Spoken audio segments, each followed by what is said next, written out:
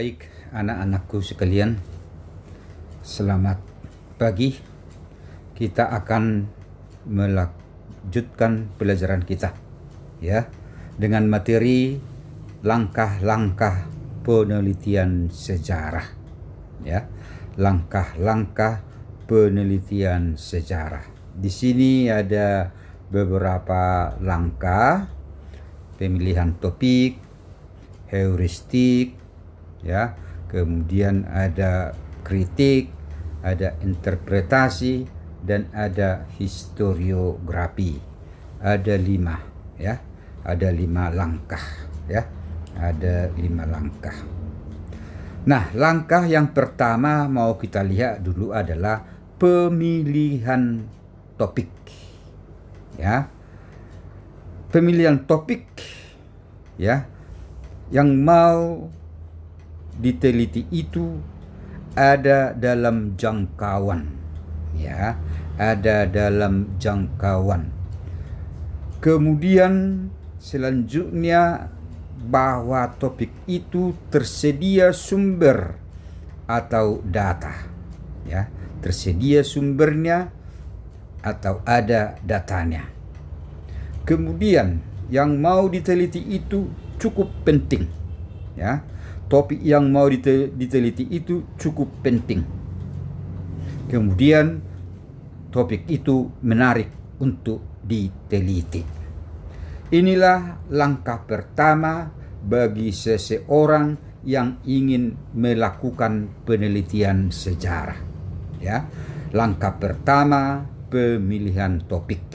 Dalam pemilihan topik ini ada beberapa hal yang mau diperhatikan. Apakah topik itu bisa disangkau atau tidak? Nah, kalau bisa dijangkau, nah itu sudah terpenuhi syarat yang pertama. Apakah tersedia sumber-sumbernya atau data-datanya? Ya, kalau tersedia sumber dan data-datanya, sudah boleh. Sudah memenuhi syarat yang kedua. Cukup penting topik itu. Yang diteliti, ya, topik yang mau diteliti itu cukup penting, ya, sangat penting, ya. Kemudian topik itu menarik untuk diteliti. Inilah hal-hal yang harus diperhatikan oleh seorang peneliti sejarah, ya, dalam pemilihan topik. Kemudian yang kedua, langkah kedua adalah heuristik. Apa itu heuristik? Tahap kegiatan mengumpulkan dan menemukan dan mengumpulkan sumber sejarah yang akan digunakan, ya, yang akan digunakan sebagai bahan untuk penelitian, ya. Contohnya mencari data atau sumber-sumber sejarah lewat perpustakaan, ya, lewat perpustakaan. Jadi setelah topik itu ditetapkan, kemudian dicarilah, ditemukan dulu dan dikumpulkanlah sumber-sumber sejarah, ya, yang berhubungan dengan topik yang diteliti, ya, di perpustakaan atau tempat-tempat lain. Ada mungkin instansi-instansi lain yang mungkin diharapkan dari situ dapat ditemukan, ya, dan dikumpulkan sumber-sumber yang akan digunakan untuk topik yang sedang diteliti. Kemudian bagaimana caranya untuk mendapatkannya dalam proses pengumpulan ini, ya? Ada yang disebut dengan sumber primer, ya. Ada yang disebut dengan sumber sekunder, ya.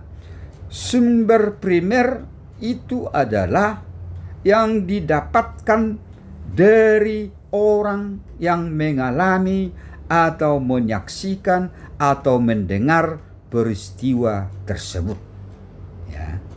Dalam topik yang diteliti itu, ya, sumbernya ya dikategorikan sebagai sumber primer adalah apabila sumber itu didapatkan dari orang-orang yang pernah mengalami, orang-orang yang pernah melihat, menyaksikan, atau bahkan mendengar peristiwa tersebut, ya. Itulah sumber primer. Kemudian yang kedua, sumber sekunder. Didapat dari orang yang mendengar peristiwa tersebut dari orang lain. Ya, dari orang lain. Misalnya, si A mendengarkan suatu peristiwa, ya, melihat suatu peristiwa, ya, atau mendengar suatu peristiwa.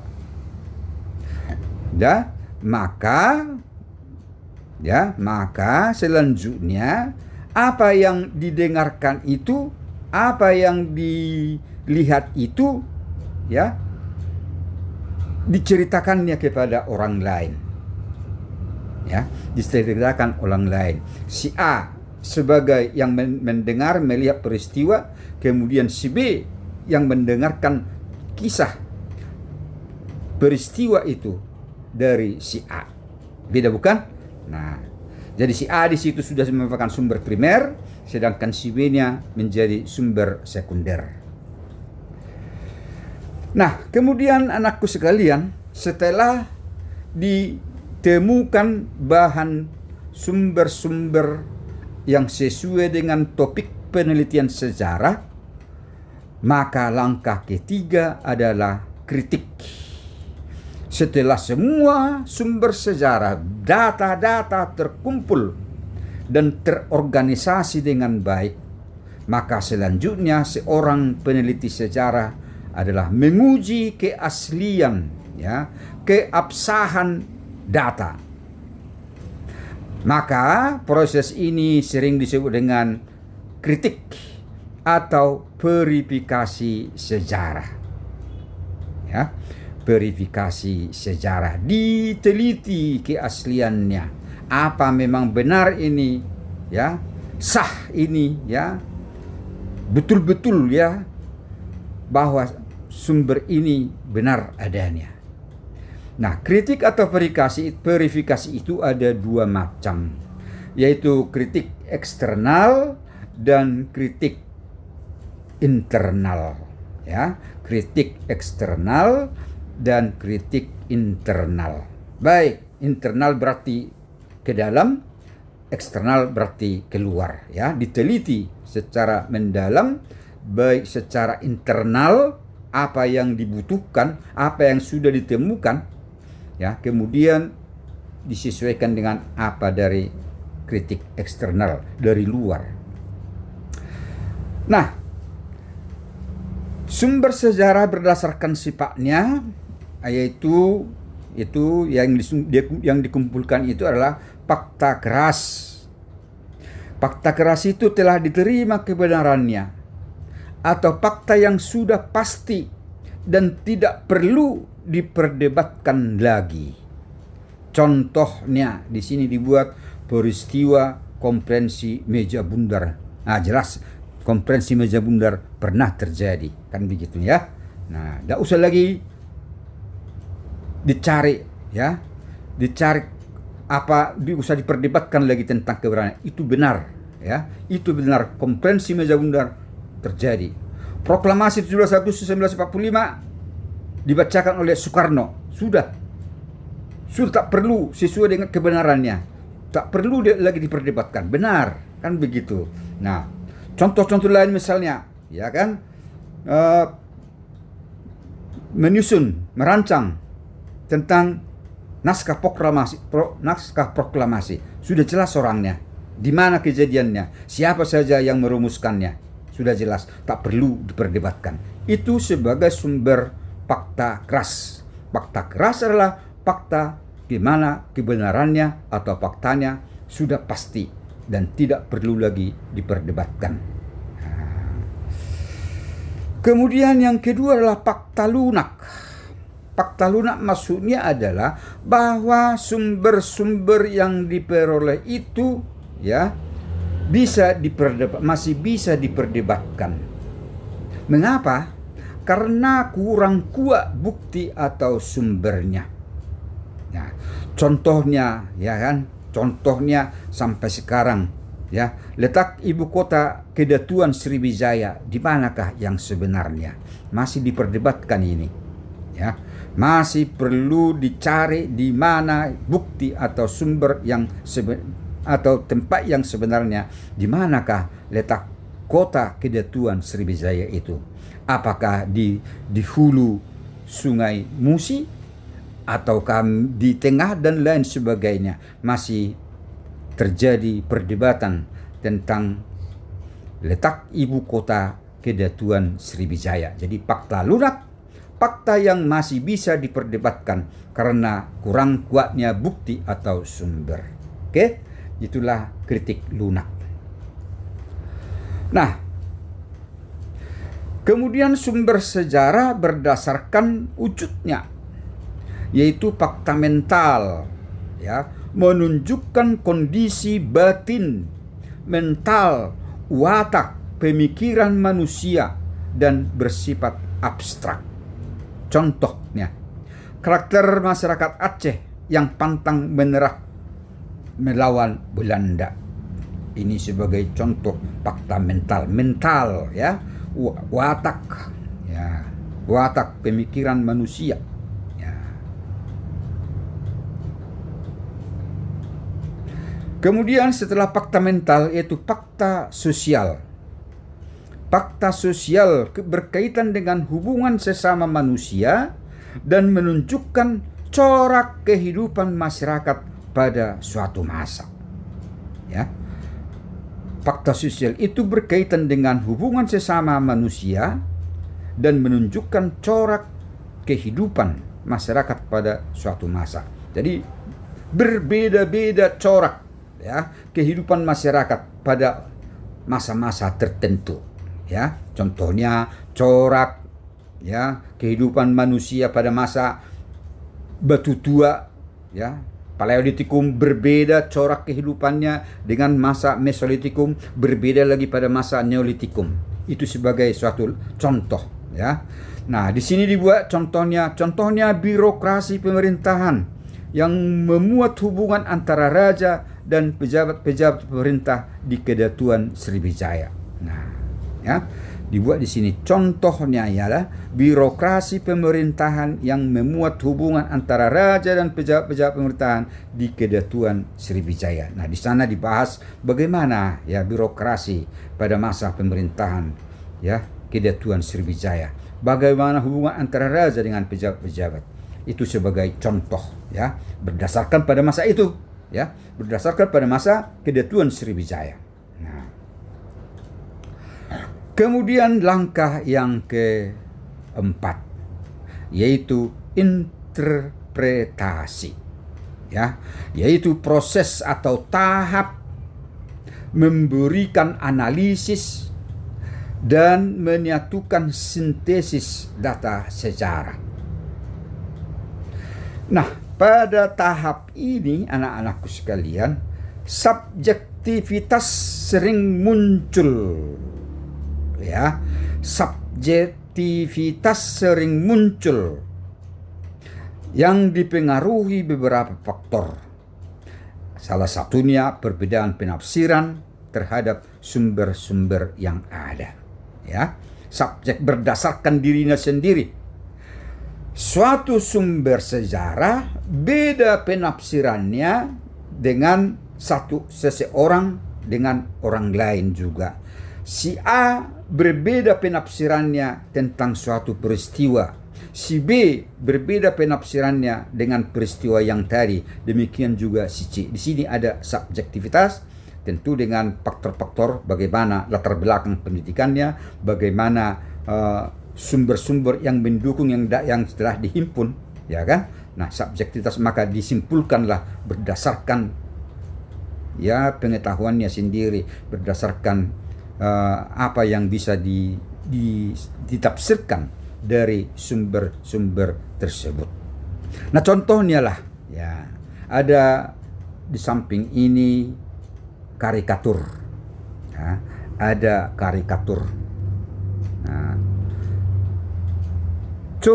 cobalah Anda interpretasikan karikatur di samping ini. Nah, ya, coba analisa dulu, ya, dianalisa, ya, diuraikan, kemudian disintesiskan data tersebut, ya, disimpulkan. Nah, mungkin si Ayu berbeda penafsirannya dengan si Marintan, nah, ya, berbeda, atau dengan si Priska, atau dengan si Goki, ya, atau mungkin si Adrian, dan seterusnya dan seterusnya. Kalau misalnya Bapak tanyakan ini kepada yang Bapak sebutkan tadi namanya, mungkin penafsirannya akan berbeda sesuai dengan pengetahuannya sendiri.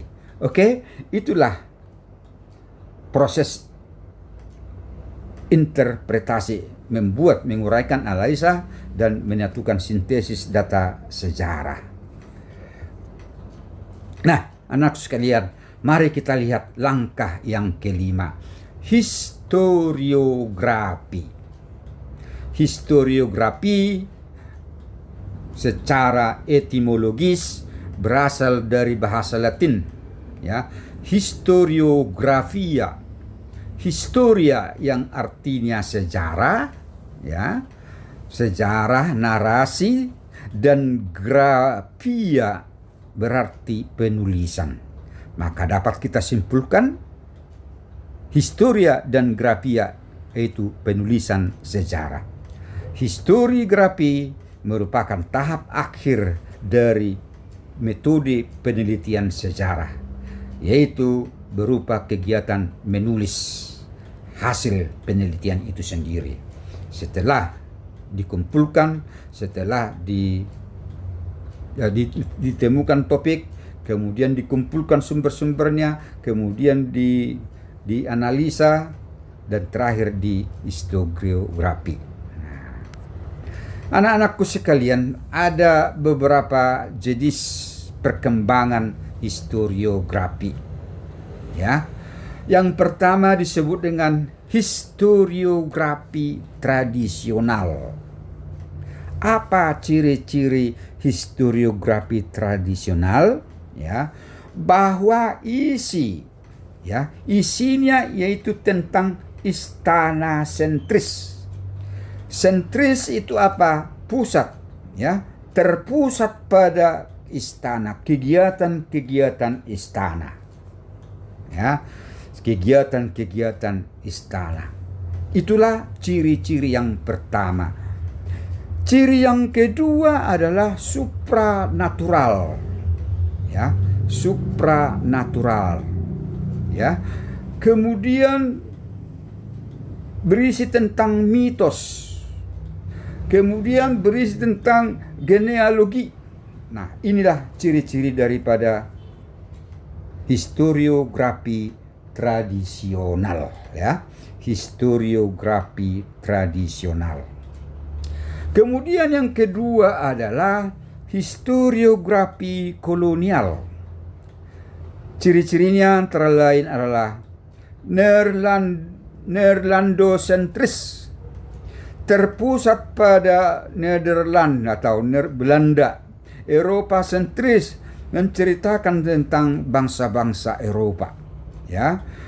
Apalagi kira-kira, ya, bahwa isinya tentang bagaimana hebatnya bangsa-bangsa Eropa itu, bangsa-bangsa berkulit putih itu, si mata biru itu.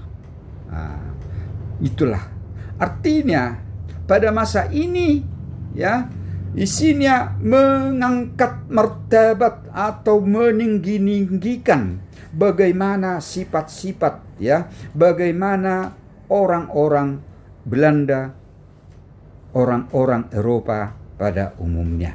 Jadi pada umumnya isinya adalah tentang Nerlandosentris dan Eropa sentris. Nah, Kemudian ada historiografi modern. Ya, historiografi modern. Apa ciri-cirinya? Menggunakan metode penelitian sejarah. Maka kalau begitu anak-anakku sekalian, kalau itu historiografi tradisional dan kolonial, tidak menggunakan metode penelitian sejarah. Ya. Kemudian tidak melulu bercerita tokoh-tokoh besar, ya, bahwa di historiografi tradisional menceritakan tentang tokoh-tokoh besar, ya, tokoh-tokoh yang dianggap ya sangat berpengaruh pada masa itu, ya. Kalau di historiografi modern ini tidak melulu bercerita tentang tokoh-tokoh besar. Kemudian boleh ditambahkan di sini bahwa isinya juga tentang pembangunan bangsa. Kalau dihubungkan dengan Indonesia, historiografi nasional Indonesia, bagaimana bangsa Indonesia itu ya setelah kemerdekaan, mempertahankan kemerdekaan, membangun bangsa ini, dan seterusnya. Nah, ini contoh-contoh, ya. Tapi semua itu melakukan dengan melalui penelitian sejarah. Nah, baiklah anak-anakku sekalian. Jadi itulah tentang langkah-langkah penelitian sejarah, ya, langkah-langkah penelitian sejarah yang dimulai tadi dari pemilihan topik, ya, pemilihan topik. Setelah pemilihan topik baru masuk kepada heuristik, ya, tahap pengumpulan sumber-sumber